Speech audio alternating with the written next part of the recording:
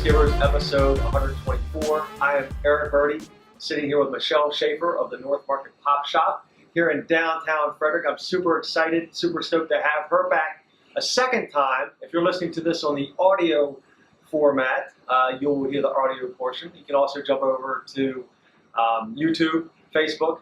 Check us out. So we've got some great behind-the-scenes footage that you saw in the roll-up to here of the North Market Pop Shop. All 450 sodas that she has here. I am stoked to have Michelle Schaffer of the North Market Pop Shop. She was also episode 86 about a year ago.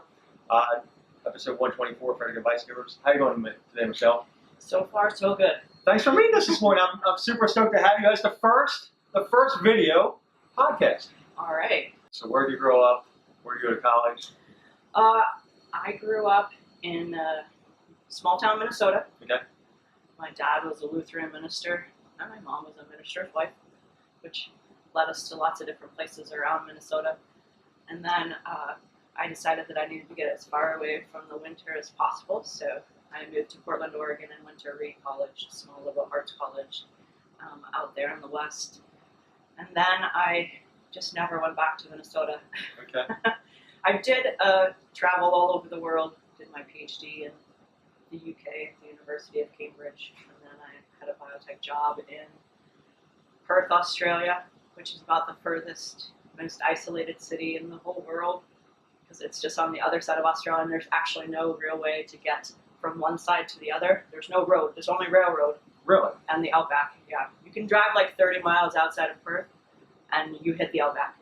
I found an ad somewhere that says like sweet shop for a sweet price, and I figured out that it was the Pop Shop, and so I looked into purchasing it because the family that was running it had decided that they were no longer going to be able to help it grow. They were hoping their daughter, who was like I think 14 or 15 at the time, was going to take it over, and I was like, that's exactly when a daughter decides that she's not going to take it over. Right. Is when something like that, where the parents are like, you got to do this.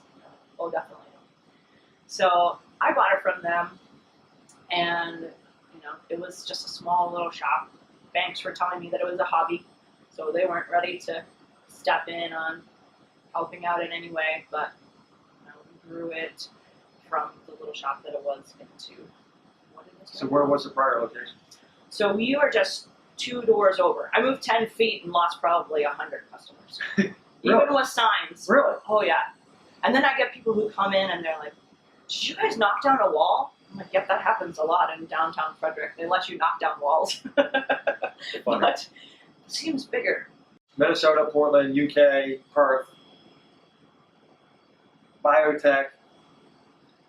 So you settled on Frederick. Why? I mean, you've been all over the world, it seems like. Well, So give us a short story of why you settled on Frederick. one of the reasons that I settled on Frederick was because my partner is here. So I came for a job, stayed for a boy. Okay. And so he also has a small business too, so we're 2 partners in sort of crime on like trying to keep our businesses afloat. Awesome. So No pun intended. no, yeah, it's definitely an interesting challenge when you're both sort of struggling with some of the same things. Right. Michelle, thank you for joining us today. Listeners, I hope you enjoyed, I know you enjoyed Michelle's interview. I appreciate you being the first video podcast. Thank you.